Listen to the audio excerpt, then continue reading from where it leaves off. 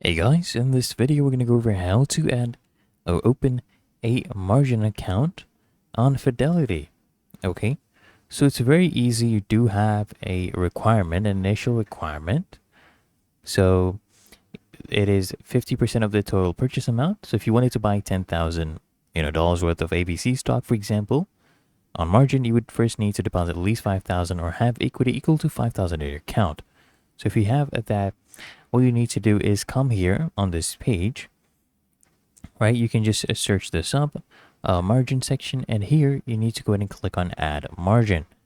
So literally what you need to do, and what you'll have to do is also complete an online agreement and agree to the terms and conditions of using the margin.